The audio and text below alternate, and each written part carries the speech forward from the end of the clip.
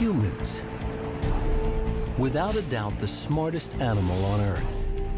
Yet we're unmistakably tied to our ape origins.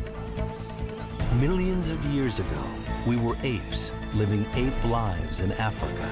So how did we get from that to this?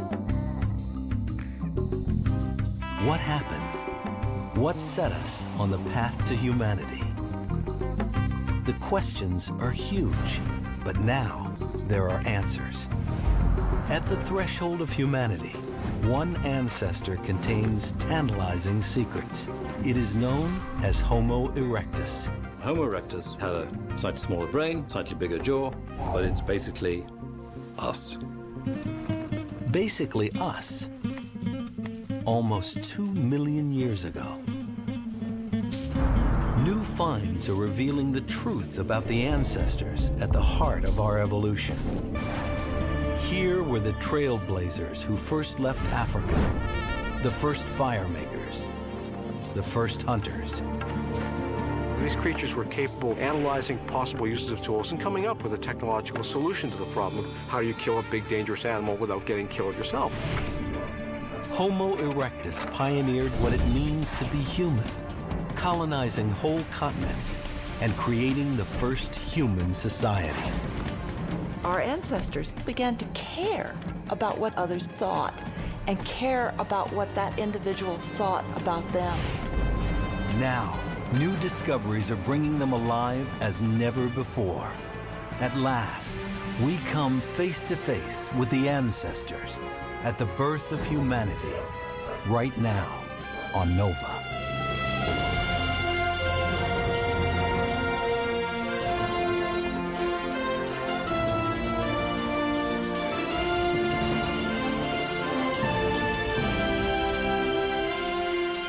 Major funding for NOVA is provided by the following.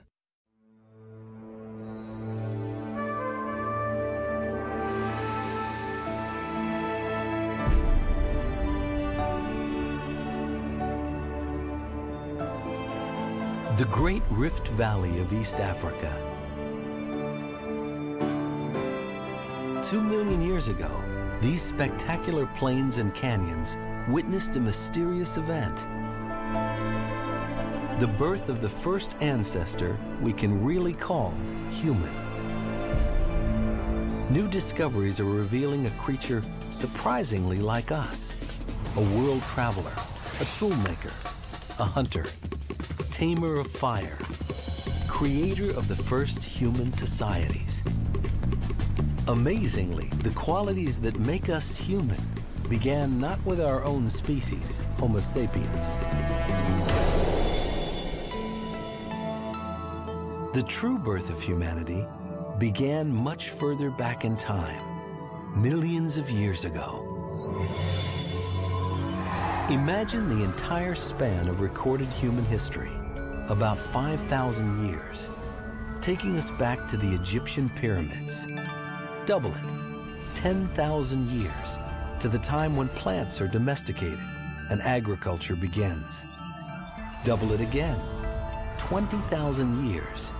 Ice Age hunters are painting stunning images on cave walls, and keep doubling, 6 more times. Only then do we encounter our ancestor, Homo erectus, in Africa's Great Rift Valley.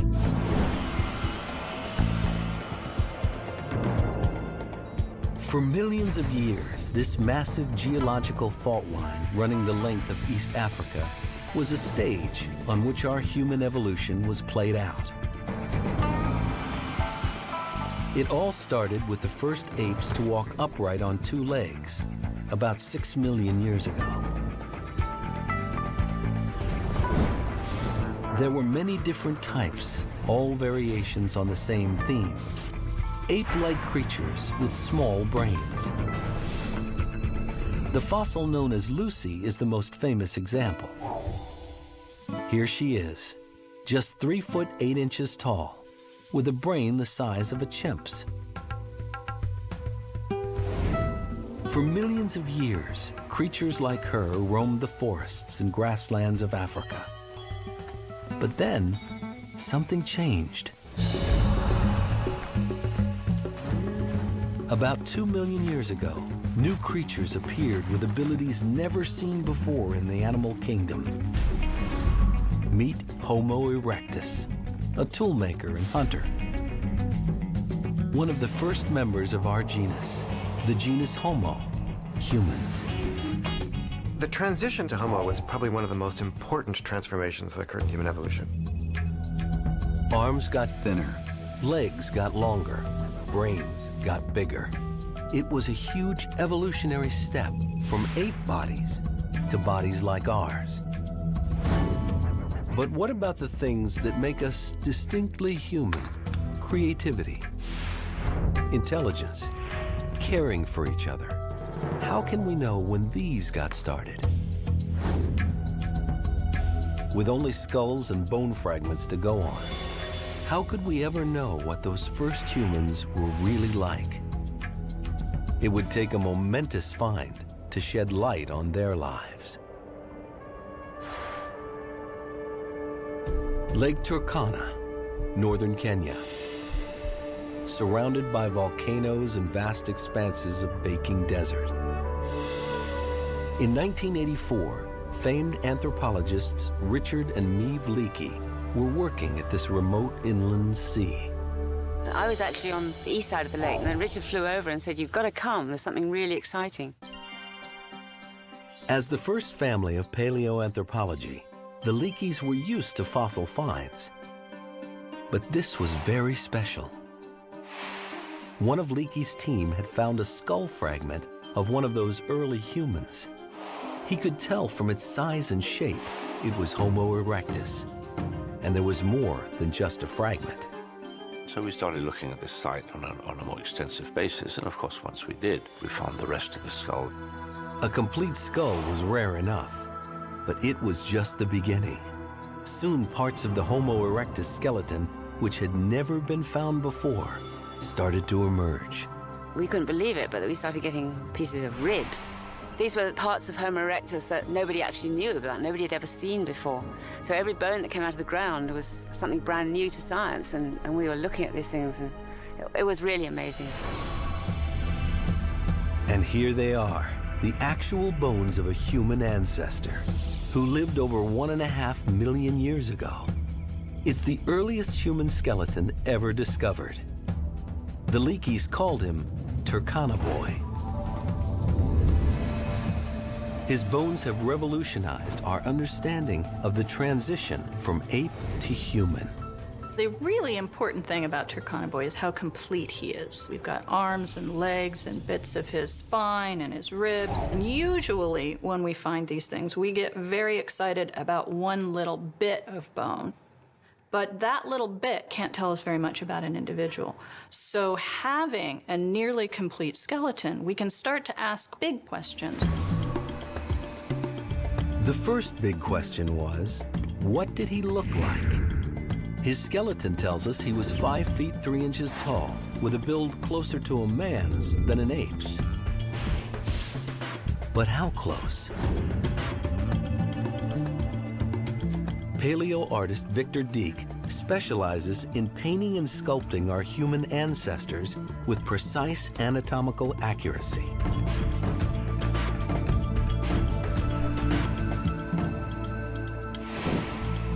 Victor's going to add Turkana Boy to his family of ancient faces.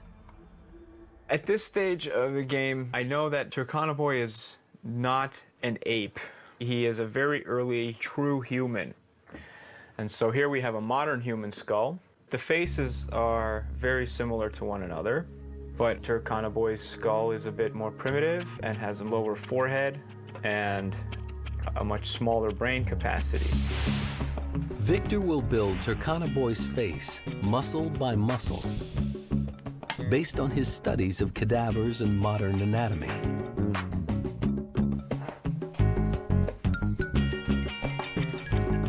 While his head may be primitive, Turkana Boy's skeleton is surprisingly human. His hips are a little wider, his arms a little longer, but his overall body shape is just like ours. Turkana Boy and Erectus, that's something that if you were to see from 100 feet away, you would think, well, there's a large naked man there, or woman, or you know, but it's a human.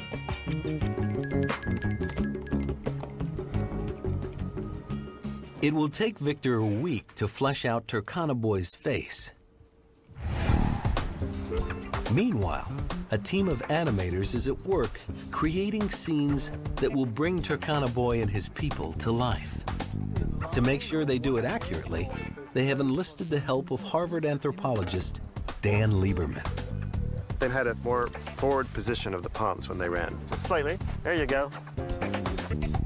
The blue-suited actors are there to create movement references for the artists.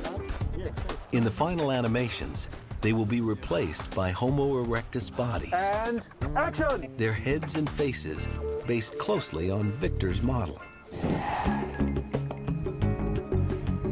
As Turkana Boy's forensically reconstructed head nears completion, a face emerges that looks a lot like us.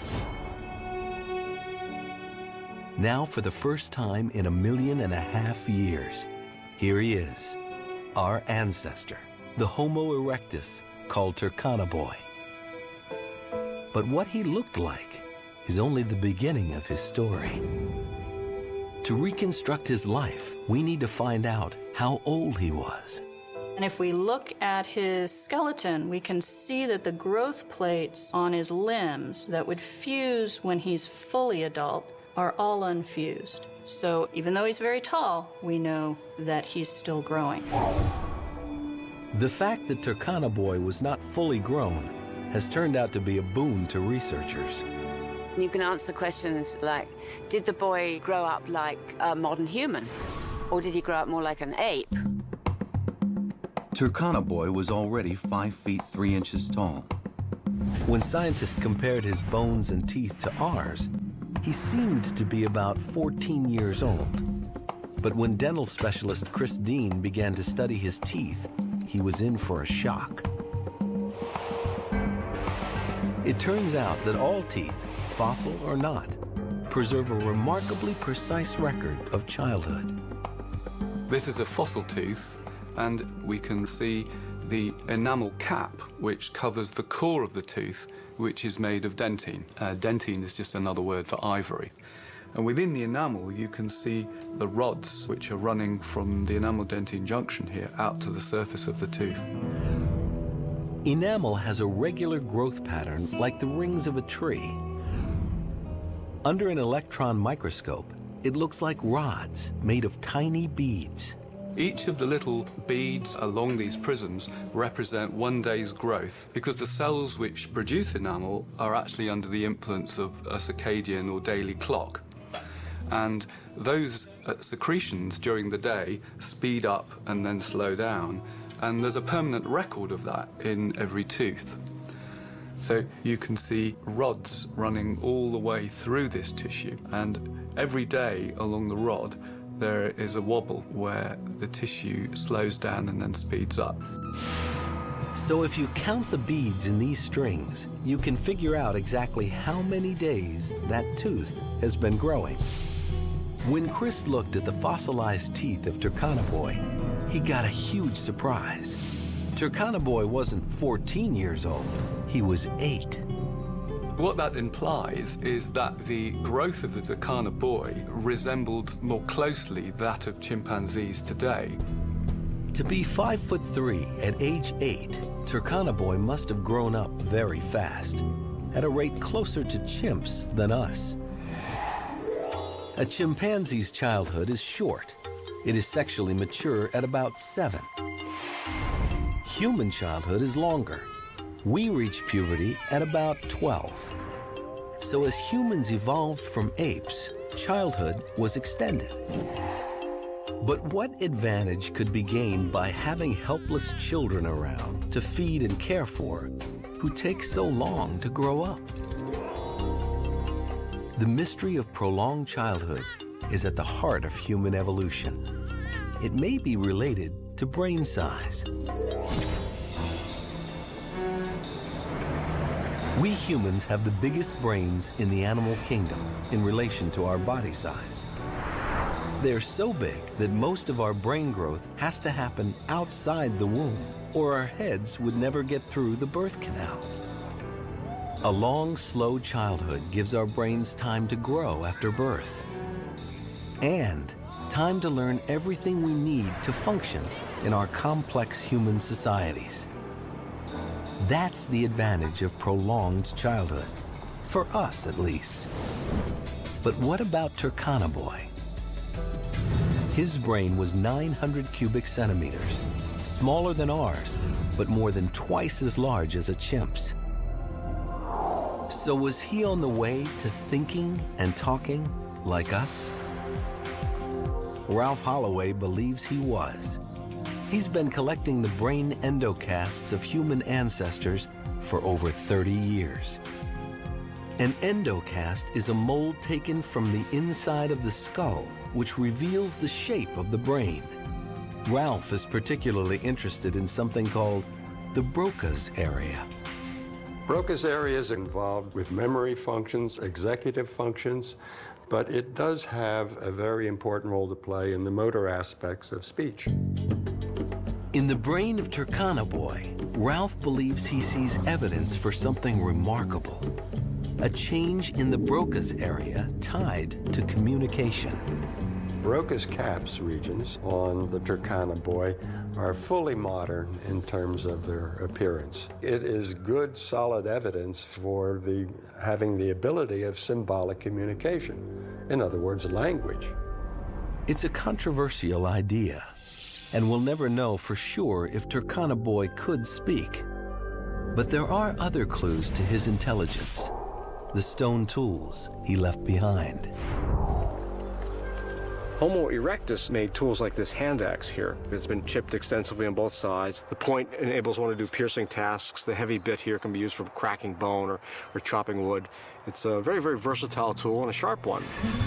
It may not look like much, but the stone hand axe marks the birth of technology.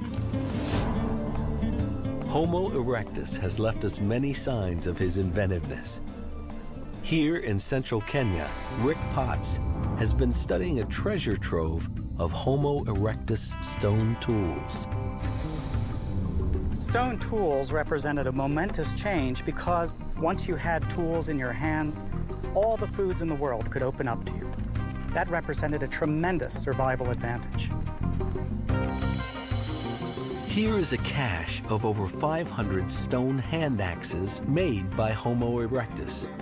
Just a mile away, Rick visits the quarry where for thousands of years, these ancestors came to shape stone into tools, leaving behind unused fragments.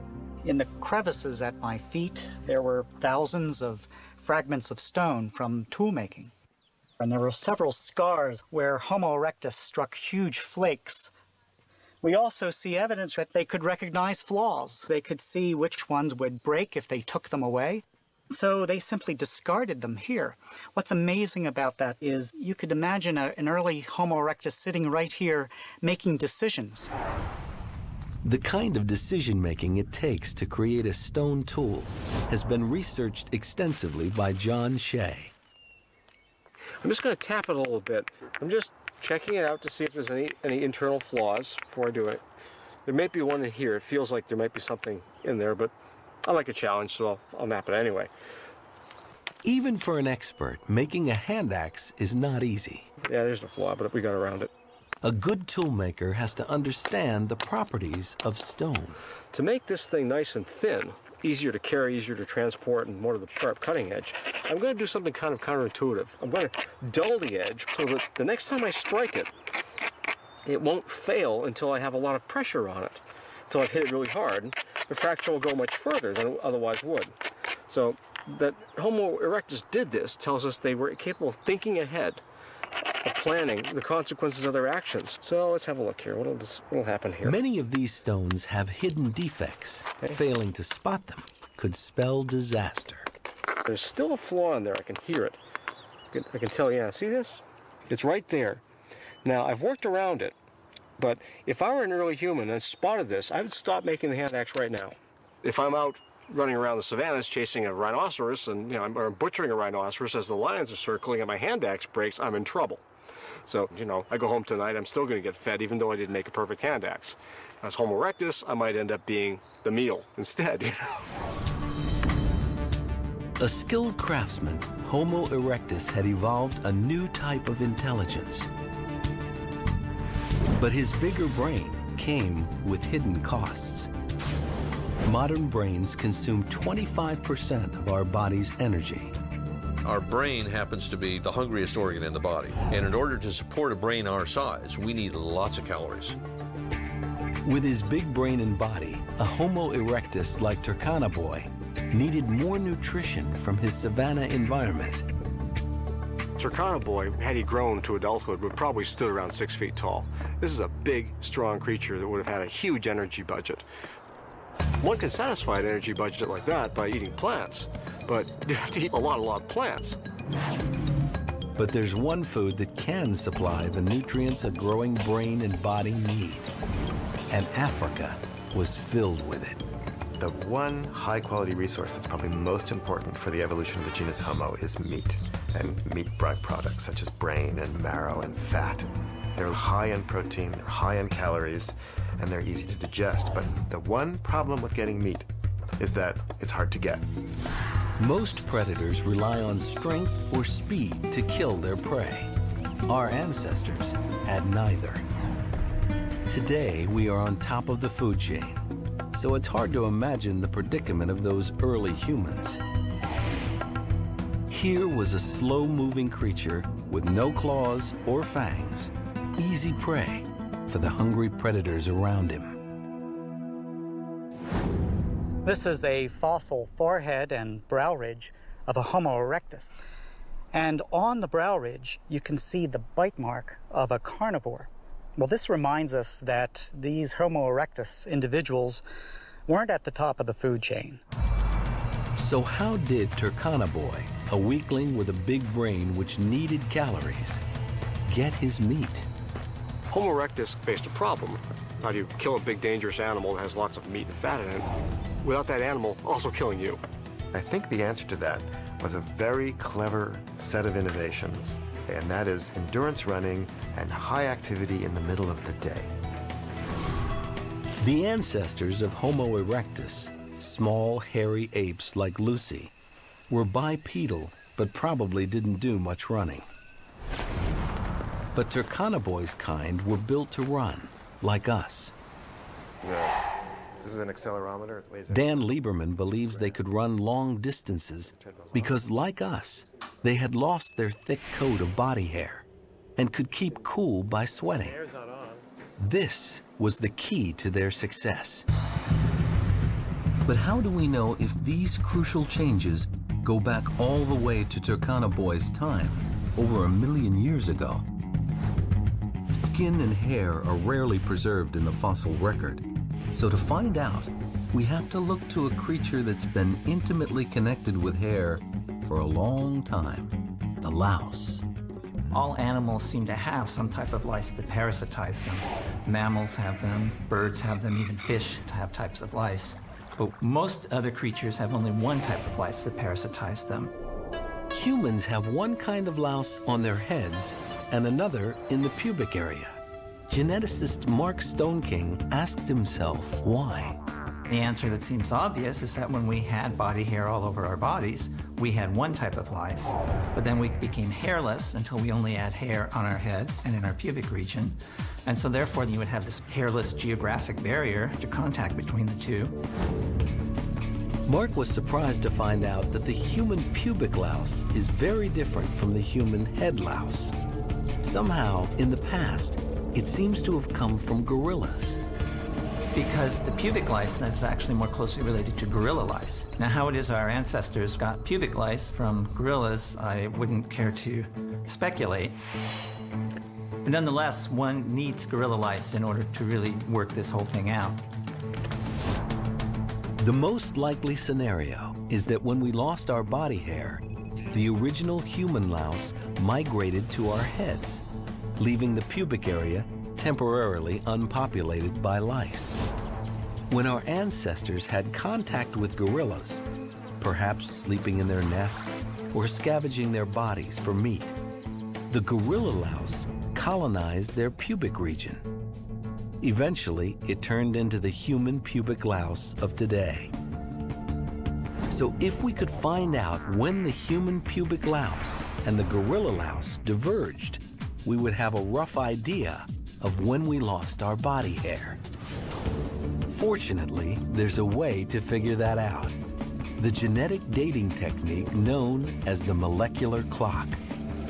It's based on the fact that the sequence of chemical bases which make up DNA mutate at a regular rate. It's just a very simple idea that the rate of change in DNA sequences is more or less constant over time. And that means that you have a way of determining when two species last shared a common ancestor. By counting the number of differences in the genetic code of two species, scientists can determine how long they've been evolving away from each other. When Mark used the molecular clock to count the differences between the DNA of gorilla lice and human pubic lice, he came up with a date for their divergence. The estimated date for the divergence is roughly 3 million years ago. That means long before Turkana-Boy, maybe even around Lucy's time, our ancestors had slowly begun to lose their body hair. Turkana-Boy was mostly hairless, just like us. And that may be what gave him an edge over other predators. Most animals are at a disadvantage in the midday sun because they overheat. They can only cool down by panting. And when they run fast, they can't pant. That means they can only run in short sprints. Quadrupeds can gallop for about 10 to 15 minutes, and then they overheat. But hominids can cool down by sweating. They use their entire body like a dog's tongue. Our hairless bodies allow air to circulate freely on our skin and cool us down as sweat evaporates. This makes us one of the best long-distance runners in the animal kingdom. Dan Lieberman believes this gave our ancestors the ability to hunt in a very unusual way. It's called persistence hunting. And he believes the modern ethnographic record can show us how it was done. The Bushmen of the Kalahari offer us an insight into how Homo erectus might have hunted 2 million years ago. The Bushmen know that at midday, animals rest in the shade, which is why it's the perfect time to be hunting. Once they locate their prey, in this case a kudu, the marathon begins.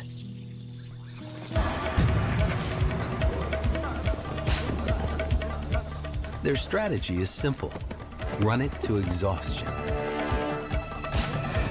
Every time the animal tries to rest, the hunters track it down and get it moving again. They never give it a chance to cool down. And the reason they can keep going is that they can sweat.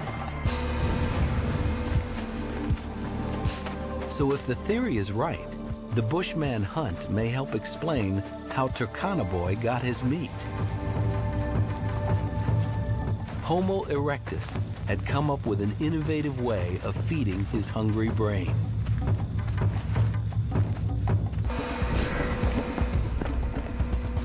In this modern hunt, the Bushmen ran in the fierce heat for over 4 hours.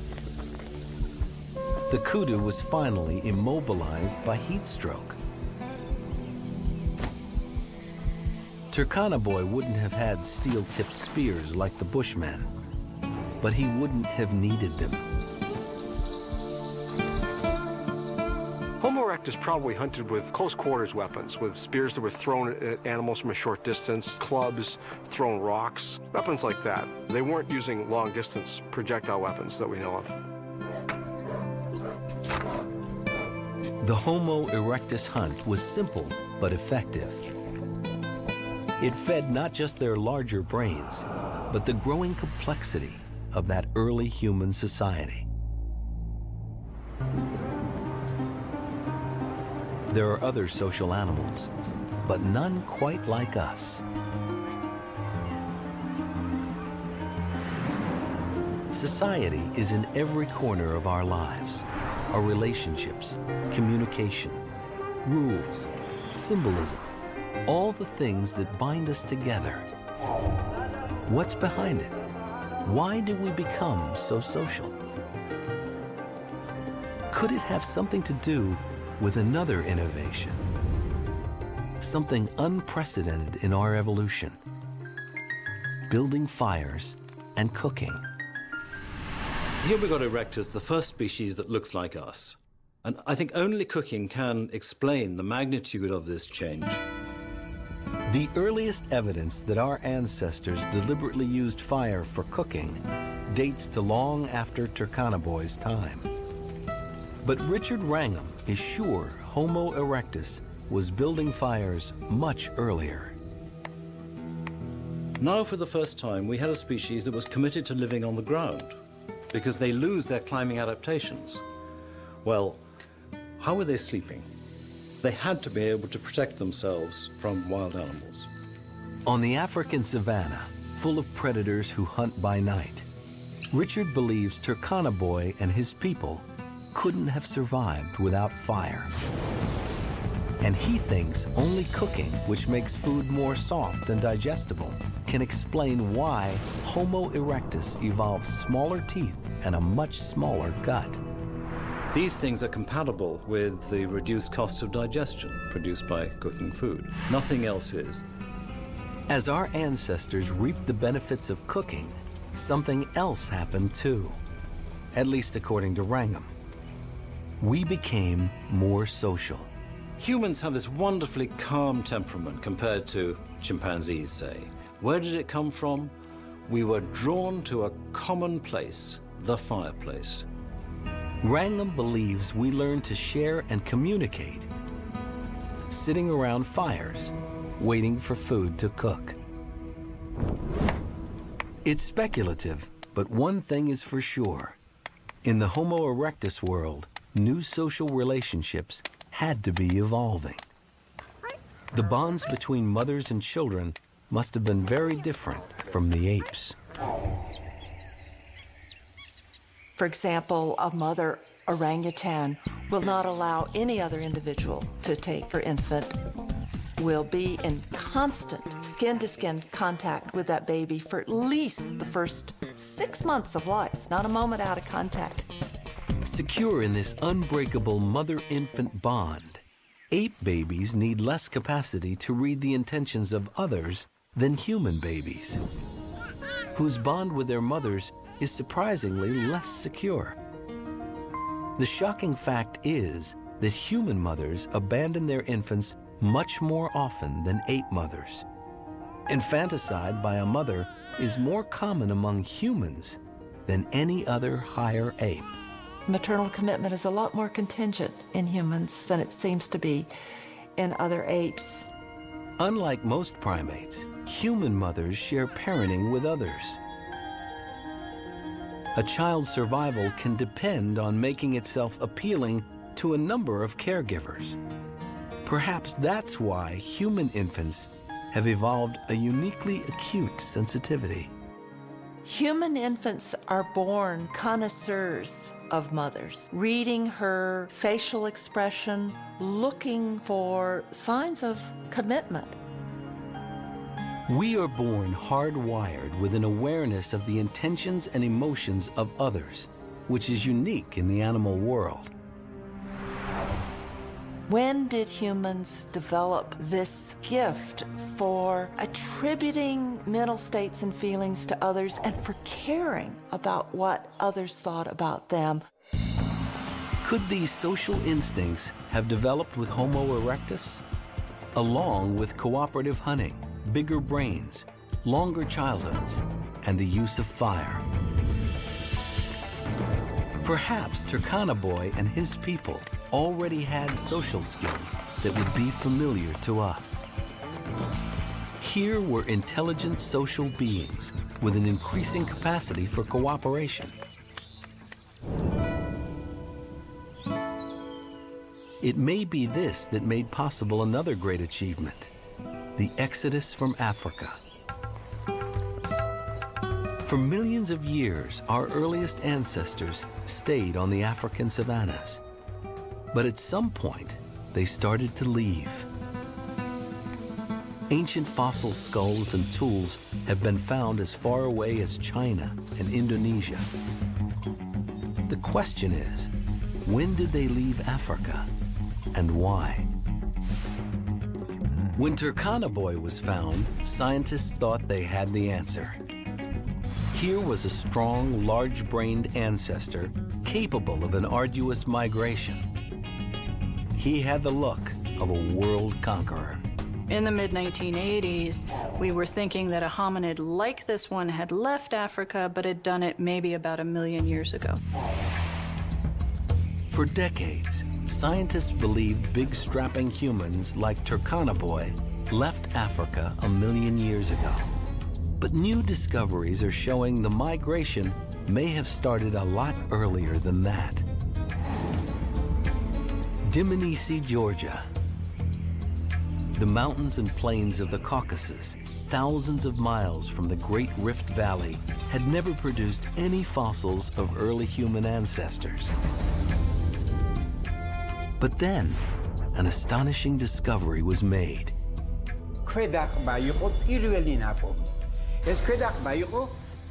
It was a lower jaw with teeth downward, this way in the ground. So when I started to clean, those front teeth came to light. It became obvious to me that we had found some kind of hominid. But what kind? The jaw seemed to be a primitive form of Homo erectus. But at first, hardly anyone believed it. In '91, when we found this jaw, a lot of scientists were quite skeptical about it. Because it was very hard to imagine Georgia, Caucasus, to be on the map of the human evolution. Since then, Dmanisi has been put on the map of human evolution in a big way. The site has turned up a treasure trove of Homo erectus fossils.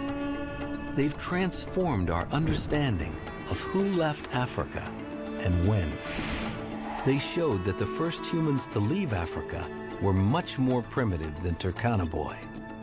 People thought that hominids that left Africa were very tall, like Turkana Boy, with big brains, advanced technology, and Dmanisi proved the opposite. At 4.5 feet tall, they were smaller than Turkana Boy, with more ape-like shoulders and a simple stone technology. They are much more primitive, they have small brains, and at the same time they were using very primitive stone tools. The next surprise came when they dated the site. The ancient Dmanisi landscape has been built up layer by layer over millions of years. 1.81 million years ago, massive volcanic eruptions deposited a layer of ash. The fossils sat on top of this ash, so must have been slightly younger, around 1.8 million years old. To the vast majority of scientists who believe that all our ancestors evolved in Africa, this was a stunning surprise. How had a small, primitive Homo erectus migrated to the Caucasus almost 2 million years ago, long before Turkana Boy? Scientists now accept that as soon as Homo erectus appeared on the savannas of Africa, they started to leave.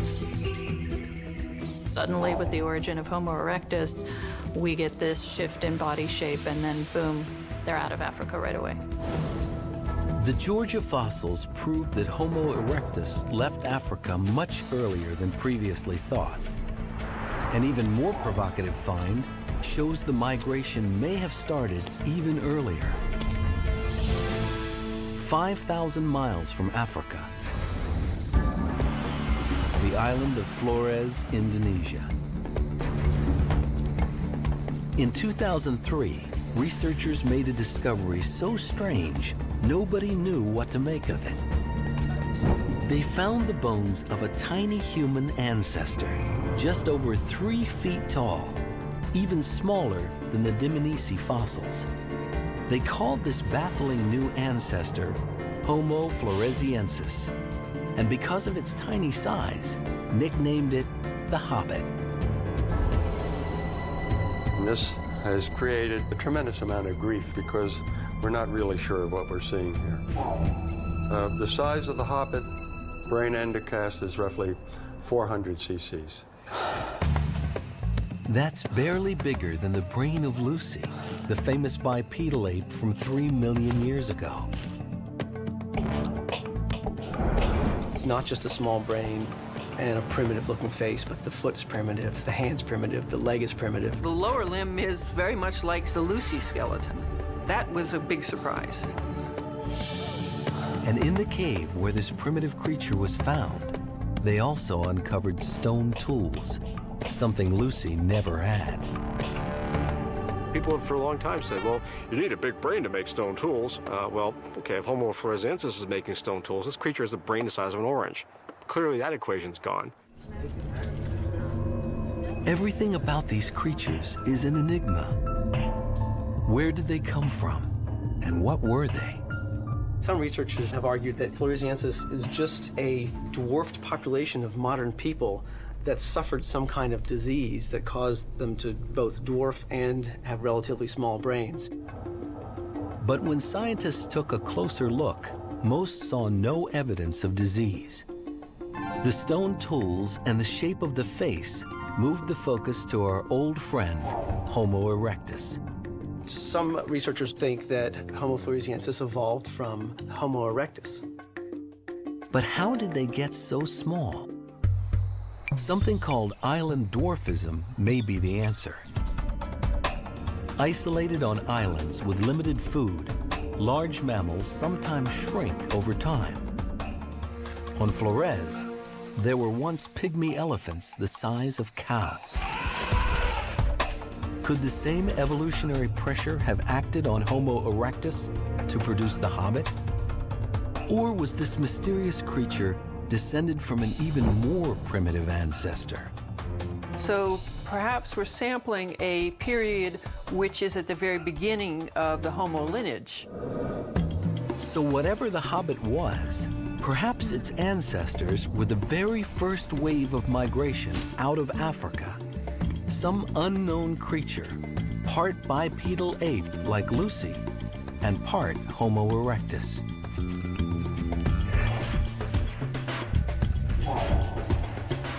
So if that's the case, then what we see in Indonesia makes sense. It's kind of a body that existed before human bodies became more modern. What would push such primitive creatures out of Africa?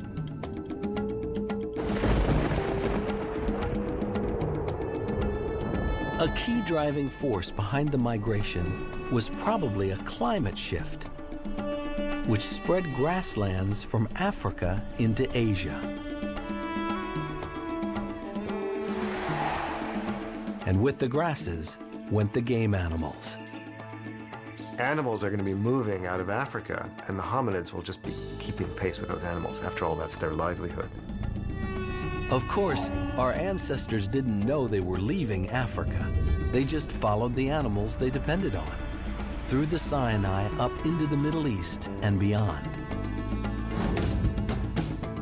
It's often been called an exodus, but it really wasn't like that. When people think of Exodus, they think of the Bible, or they think of migration, they think of Europeans coming over here to the New World. It probably wasn't like any historical migration, this dispersal of humans out of Africa.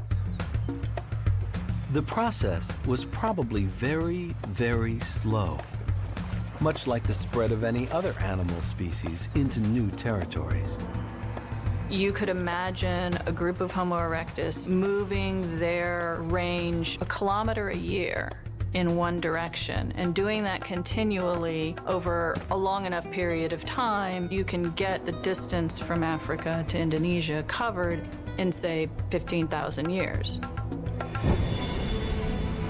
By 1 million years ago, our ancestors had populated Asia from the Caucasus to Indonesia. And they were in Europe too, as a recent discovery in Spain has shown. Homo erectus had conquered the old world.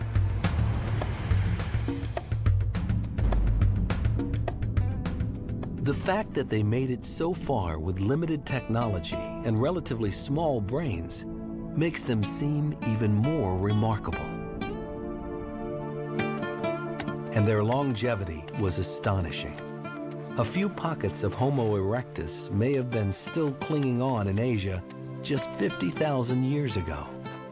That's a span of 2 million years. Our own species has only been around for 200,000. What was the secret of Homo erectus's success? The amazing finds at Dmanisi have given us one last clue. One of the skulls belonged to an old man. His jawbone revealed he had lost all his teeth well before he died. That was a real surprise. It means that this individual survived 2 years without teeth. For an elder to have survived that long without teeth must mean that others in the group were feeding him, perhaps even chewing his food for him. I love this story. This was a remarkable testimony from the past about the quality of emotional life that may have characterized Homo erectus. Here is a tantalizing clue to what may be this ancestor's most important legacy: the instinct to look after each other. And it helps us imagine Turkana Boy's final day on Earth.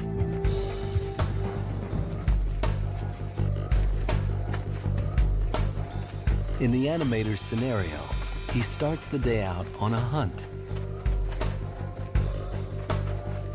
But he has trouble keeping up with the hunting party. Why? The evidence from his skeleton is that he was sick and in pain at the time he died. If we look at his lower jaw, we can see right here under the teeth that we've got a bit of an abscess and an infection. That kind of an infection could have entered the rest of his body, could have killed him. An abscess that ate away that much of his jawbone would have been agonizing. Turkana Boy is in so much pain, he's unable to continue the hunt. Knowing he would be looked after, perhaps he returned to his campsite to find comfort among the females. I think he was probably a miserable fellow, in a lot of pain and very dependent on support and handouts. So it was a species that already felt that he's one of our weaklings that, you know, we love and must protect and care for to have got him that far. But however much they may have wanted to help him, there was nothing they could do about the infection that was probably spreading through his body. From what the evidence suggests, I just always imagined him not knowing what was wrong with him. And there's a sadness to it. But ultimately from that comes this immortal being.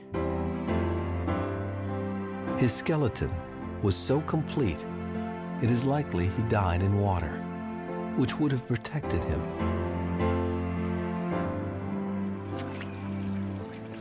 It's very unusual to get a skeleton because normally these things are eaten by carnivores. And in this case, it seems that the boy's body was washed into a swamp, and so the carnivores never saw it and never destroyed it. And it gradually decomposed, and as the rivers flooded, brought in more sediment, buried it. And you could see footprints of hippos that had walked all over the bones, and some of the ribs and things were standing vertically instead of lying flat on the ground. And you could sort of reconstruct the situation and how the boy, what had happened after he died and why he was complete. It really was an amazing experience to see it. For almost 2 million years, his bones were preserved by the earth. Their discovery opened a window for us on an unknown world.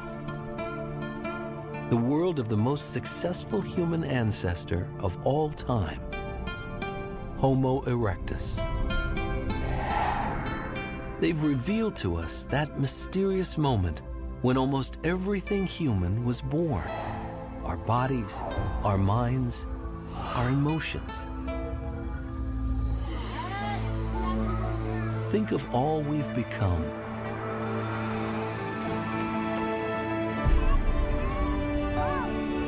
Trace the threads of our origins through the ancestors who went before. They all lead back to Turkana Boy and his kind, the first humans.